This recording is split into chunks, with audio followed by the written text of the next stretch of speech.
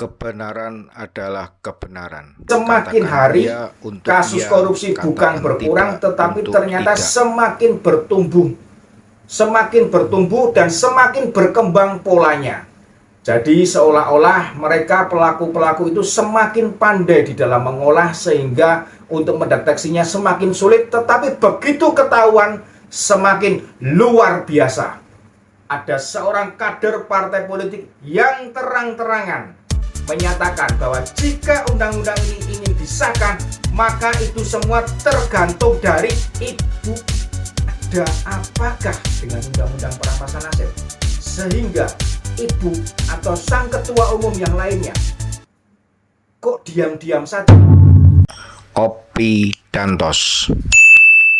Sobat-sobatku semuanya, kasus dari Kementerian Pertanian sampai hari ini masih terus bergulir dan ditangani oleh KPK, begitu pula dengan Polda Metro Jaya. Dua instansi ini sama-sama bergerak, sama-sama menangani kasus yang serupa tuduhannya terhadap satu dengan yang lainnya. Pihak KPK melakukan tuduhan dugaan di Kementerian Pertanian ada perlakuan tindak pidana kasus korupsi dan juga pemerasan terhadap pegawai Kementerian Pertanian, di mana di eselon 1 dan eselon 2 diharuskan untuk memberikan upeti. Setiap bulan mereka diminta untuk memberikan setoran sejumlah 4.000 sampai dengan 10.000 US dollar.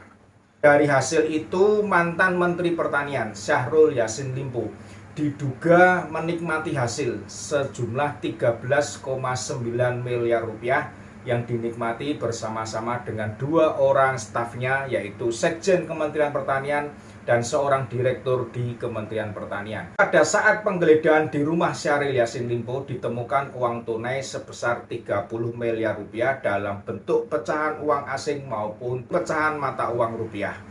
Pada saat Syahrul Yassin Limpo ditangkap, Syahrul Yassin Limpo pun sudah melaporkan pula Ketua KPK Firly Bahuri ke Polda Metro Jaya, dan dia pun telah dipanggil sebagai saksi, diperiksa sebagai saksi mengenai kasus dugaan pemerasan terhadap dirinya dari Ketua KPK. Polda Metro Jaya sudah mulai menaikkan statusnya dari penyelidikan menjadi penyidikan, sehingga dalam waktu dekat tentu akan diperoleh siapakah tersangkanya.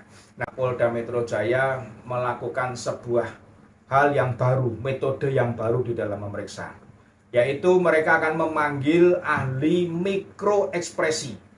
Selama ini biasanya adalah lie detector atau mendeteksi kebohongan seseorang pada saat diberikan pertanyaan atau pada saat diperiksa. Ahli mikroekspresi ini seperti apa bekerjanya? Ahli ini dikatakan bisa mengamati sepersekian detik perubahan yang terjadi pada ekspresi orang yang sedang diperiksa. Entah itu kerutan di dahi, entah itu kedipan mata, entah itu hidung yang bergerak, atau telinga, atau bibir mulut, atau raut muka Anda berubah. Itu menjadi bagian dari ahli ini. Sungguh luar biasa. Dan itu bukan berdasarkan hanya pengalaman, tetapi berdasarkan ilmu pengetahuan yang sudah teruji dan terbukti. Kita ingin melihat seperti apakah dunia eksekutif di atas bekerja untuk memberantas korupsi di negara kita. Harapan kita semua kasus-kasus korupsi bisa berhenti atau minimal berkurang drastis, karena semakin hari kasus korupsi bukan berkurang, tetapi ternyata semakin bertumbuh dan semakin berkembang polanya. Jadi seolah-olah mereka pelaku-pelaku itu semakin pandai di dalam mengolah sehingga untuk mendeteksinya semakin sulit, tetapi begitu ketahuan semakin luar biasa. Duit yang mereka makan, duit yang mereka gelapkan, duit yang mereka hilangkan, dan negara mereka rugikan sedemikian besarnya. Contoh adalah kader Partai Nasdem di Kementerian Kominfo, di mana di situ diduga negara dirugikan 8 triliun rupiah. Dari 10 triliun, 80% uang yang raib.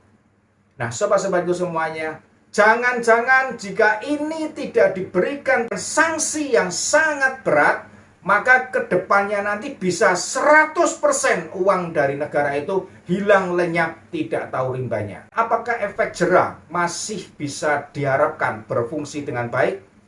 Apakah efek jera masih bisa diharapkan memberikan efek jera untuk tidak melakukan korupsi? Sebagian dari mereka yang telah terbukti melakukan tindak pidana korupsi justru mendaftar lagi sebagai calon legislatif pada pemilu tahun 2024 nantinya. Apakah jera? Secara pribadi saya memiliki pemikiran, janganlah diberi efek jera kepada mereka, tapi berikanlah efek takut untuk melakukan korupsi. Jika diizinkan pada masa pemerintahan selanjutnya, maka berikanlah hukuman mati untuk mereka yang melakukan korupsi. Jangan dikasihani lagi, karena mereka pun tidak ada belas kasihan kepada rakyat yang sebetulnya bergantung kepada dana-dana anggaran pemerintah yang diluncurkan lewat kementerian-kementerian maupun lewat pejabat-pejabat yang lainnya. Sebagai contoh, Kementerian Pertanian pada waktu kasus ini mencuat, maka segala kontrak mengenai alat mesin pertanian semuanya dihentikan untuk didata, untuk diselidiki, untuk dilihat, untuk diperiksa. Dan jika ini berlanjut, maka bagaimanakah pertanian di Republik ini? Bagaimanakah ketahanan pangan? Bagaimanakah kondisi pangan di negeri ini jika ini dibiarkan berlanjut? Kita lihat efeknya begitu luar biasa kepada rakyat yang di bawah. Seringkali jika kita mengusulkan hukuman mati kepada para koruptor, seringkali kita dihadapkan dengan kata-kata ada hak asasi manusia, diantaranya adalah hak untuk hidup. Nah, sobat-sobatku semuanya, jika melihat kejahatan yang mereka lakukan, apakah betul kita masih harus memperjuangkan hak hidupnya mereka? Sedangkan mereka sendiri tidak memikirkan hak hidup kita sebagai rakyat. 8 triliun jika itu berjalan, maka BTS akan terus menyebar dan selesai pembangunannya, dan rakyat akan bisa menikmati hasilnya dari menggunakan alat-alat komunikasi dengan baik, dan semua kemudahan akan terjadi, baik itu pendidikan, pertanian, perkebunan, peternakan, ilmu pengetahuan, kemajuan berpikir, kemajuan kita berkarir, itu semua akan berpengaruh. Tetapi dengan tidak selesainya BTS ini, maka kemungkinan ada sekian juta rakyat yang hidupnya mungkin masih menderita. Kemanakah hak hidup rakyat untuk layak? Jika kita bandingkan jutaan rakyat ini menderita karena satu atau sekelompok orang yang perlakuannya sungguh biadab. Sobat-sobatku semuanya, di dalam pemeriksaan ini juga terbukti bahwa ternyata ada aliran dana menuju ke Partai Nasdem. Demikian dugaan sementara yang dikatakan oleh pihak KPK, walaupun pihak KPK sudah merasa yakin tetapi belum diberitakan atau belum dinyatakan sepenuhnya benar. Jika dugaan aliran dana menuju ke partai itu betul-betul terjadi, maka apakah tidak boleh jika partai itu dibubarkan saja? Karena partai politik harusnya memberikan contoh yang baik kepada kadernya. Ternyata secara kelembagaan, dugaan, jika memang aliran dana itu ada, maka boleh jika kita mengatakan bahwa secara kelembagaan mereka bekerja bersama-sama melakukan korupsi, mengambil uang yang bukan haknya, merugikan negara dari lembaga ini. Nah, sobat-sobatku semuanya, partai politik di Republik ini semuanya adalah partai politik yang bersih, semuanya adalah partai politik yang benar, semuanya adalah partai politik yang baik, dan semuanya adalah partai politik yang tidak pernah meminta mahar kepada kadernya yang akan mencalonkan baik sebagai legislatif, baik sebagai kepala daerah, ataupun kader yang sudah ada di Senayan, ataupun kader yang sudah menjadi menteri. Katanya seperti itu. Tetapi sobat-sobatku semuanya, yang terjadi kadang-kadang berbalik dari apa yang mereka katakan. Nah, disinilah perlu ditegaskan undang-undang partai politik bahwa jika partai politik terbukti menikmati hasil korupsi dari kadernya atau terbukti menerima aliran dana dari hasil korupsi, maka ada baiknya diberikan ketegasan, yaitu dibubarkan. Sehingga efek takut untuk melakukan korupsi bukan diberikan kepada kader atau manusianya yang berkarir di legislatif maupun yudikatif maupun eksekutif, tetapi di partai atau organisasi yang mengutus petugasnya untuk menjadi pejabat di 3 lingkungan itu. Sehingga efek takut itu menyebar keseluruhannya. Harapannya korupsi akan berkurang dan korupsi bisa dihilangkan sekian persen dari yang ada sekarang. Sobat, kedepannya nanti kita berharap Undang-Undang Perampasan Aset bisa disahkan oleh DPR, Undang-Undang Perampasan Aset bisa berjalan dengan baik. Yang kita tahu kemarin beberapa waktu yang lalu, ada seorang kader partai politik yang terang-terangan menyatakan bahwa jika undang-undang ini ingin disahkan, maka itu semua tergantung dari ibu atau ketua umum. Sobat-sobatku semuanya, kita lihat dan kita tahu, inilah contoh bukti nyata bagaimana undang-undang perampasan aset ini bisa tidak berjalan sampai dengan hari ini.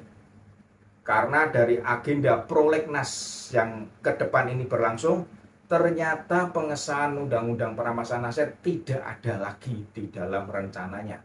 Sobat-sobatku semuanya, ada apakah dengan undang-undang perampasan aset sehingga ibu atau sang ketua umum yang lainnya kok diam-diam saja, padahal sudah terbuka di media, video sudah beredar bahwa anggota DPR yang ada sekarang tidak mempunyai kekuatan, tidak mempunyai kemampuan untuk mengetok palu mengesahkan undang-undang perampasan aset. Hanya sang ibu yang mampu atau sang ketua umum semua partai yang bisa diharapkan memerintahkan kadernya yang ada di Senayan untuk mengetok palu mengesahkan undang-undang perampasan aset yang merupakan harapan bagi kita semua, sehingga aset-aset yang merupakan hasil dari korupsi bisa diambil dan dipakai untuk keuangan negara, membiayai kehidupan rakyat yang ada saat ini.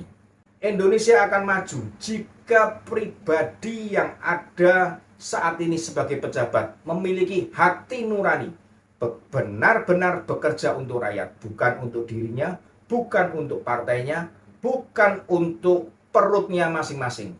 Tetapi marilah kita bawa supaya rakyat ini bisa menikmati hasil pembangunan. Sehingga pada waktunya nanti Indonesia maju menuju Indonesia emas. Salam Obidantos.